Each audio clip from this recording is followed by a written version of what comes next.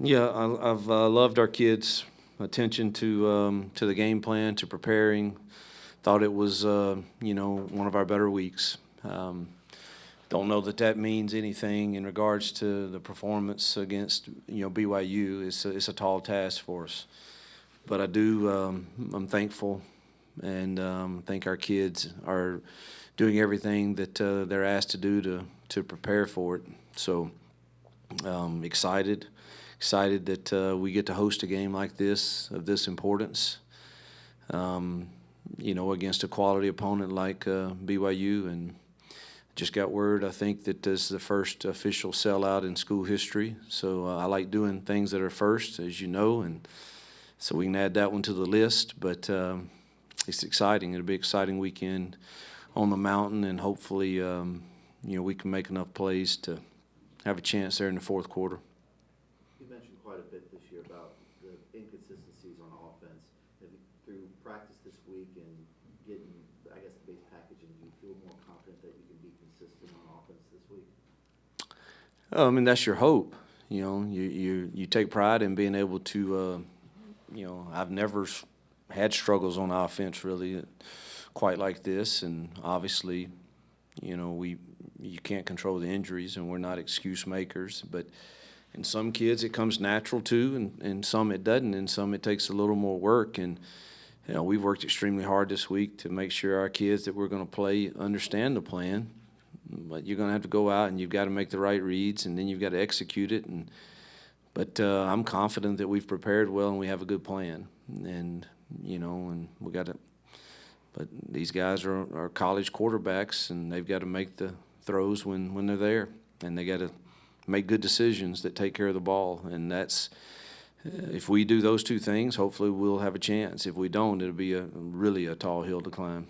From a coach's perspective, how much does a sold-out crowd mean to you and your team, as well as how much does it contribute to the game? Well, first, our crowds are always incredible.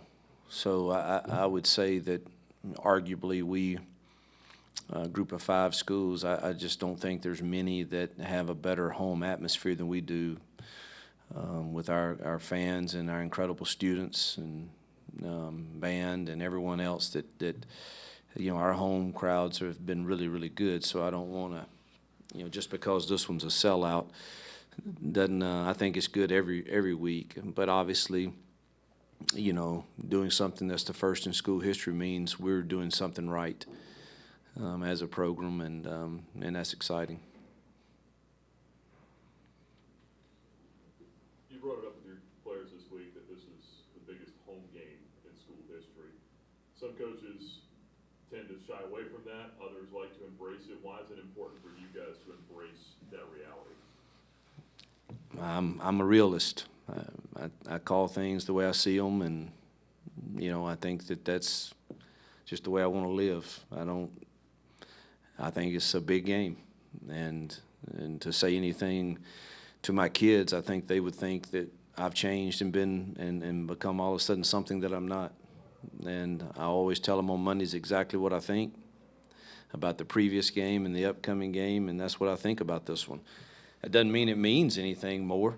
At the end of the day, it's going to be either a check in the win column or a check in the loss column, and it doesn't mean any more than the last one or the next one. But to stand there and not call it what it is, I would not be true to myself. Your defense has had a really strong season and been pivotal in a few of these wins that you've had so far this season.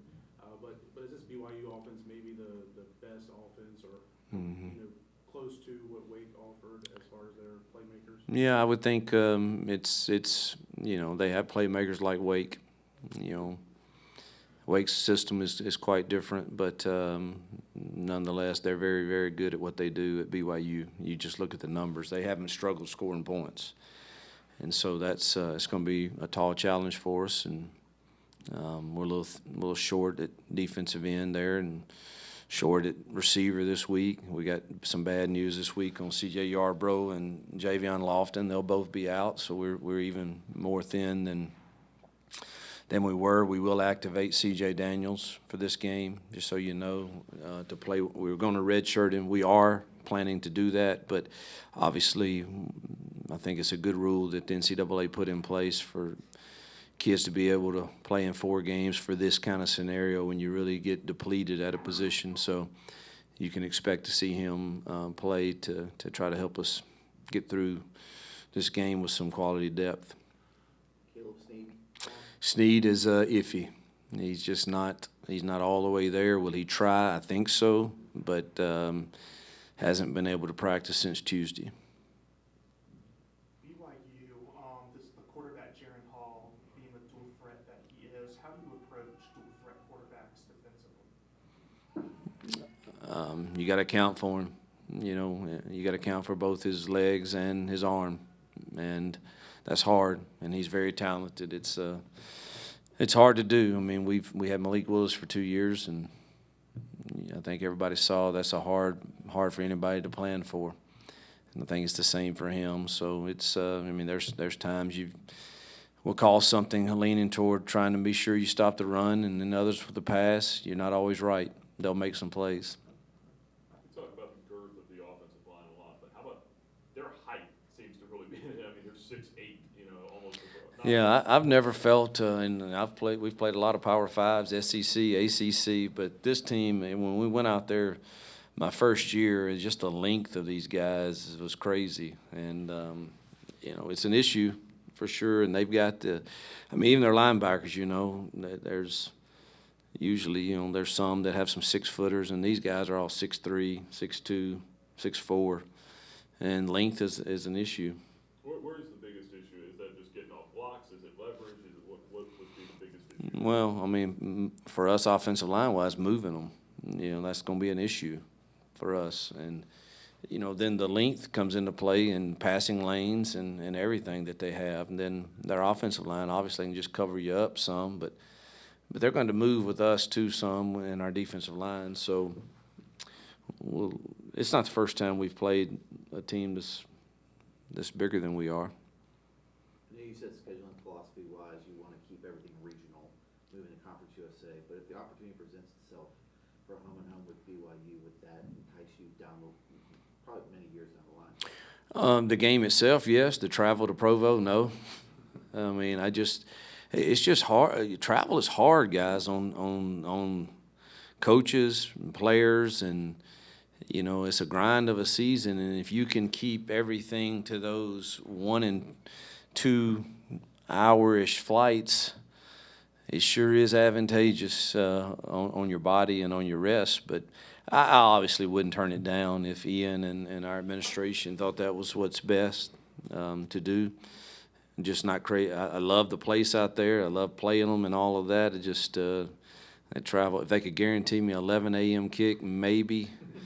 But I'm not.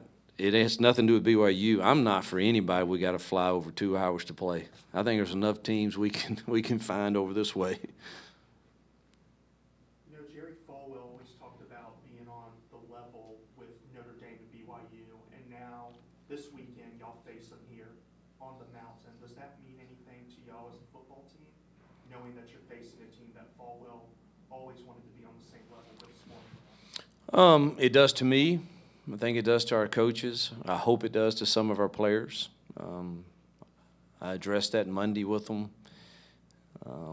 Obviously, when I first took the job here, I did some of my homework and watched some of his talks. And obviously, I stayed in his old office in the mansion there for a while and would walk by his office pretty much daily and see the football helmet sitting there that hadn't been moved. And I know it was important to him and his vision when he first started this place, so it does mean something. And here we are playing them on national TV at home, and it's being talked about somewhat. So it's I think we're helping his vision come true.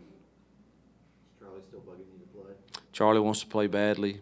He's not ready today, in my opinion, but he wants to play badly. It wouldn't shock me for us to try him if things aren't going well, but I just got to see how he improves. It's just he doesn't have enough flexibility in his hand to to make me feel confident he can make every throw he needs to make for us to win this game. But I'm hopeful that it gets better before Saturday. BYU's run defense is arguably one of the worst in college football. They allow 4.1 yards a carry. Does that mean you give Day-Day a few more carries than normal, or is that more like how the O-line is playing? I hope that's the case. I do. But they've played Oregon, Baylor, Arkansas, Notre Dame, a good Utah State team. I mean, so numbers can be a little deceiving, but that sure would be the nice. If you told me we can average 4 plus 4 yards a carry, I'll take it right now and keep giving it to them. Coach, halfway through the season, more than halfway, your defense, they lead the nation in sacks right now and in interceptions. What does that mean to you as a coach to be able to dominate defensively, especially last year, total of 11 turnovers total. Now it's already 6 passes in the season.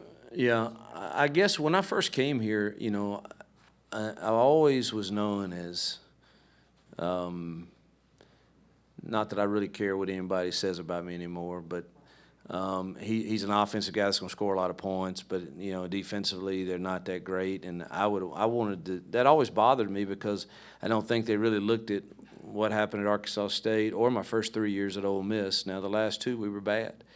I think there's a lot of reasons for that I could go into, but nobody really cares. I told everybody I hired here that we're going to build this with quarterback and defense. And defense starts with the D-line, and that's the way we've recruited. And so it's gratifying to see us playing well on defense. We still need to improve in some areas, but that's the way I wanted to build it, and I don't think you can win consistently without good defense.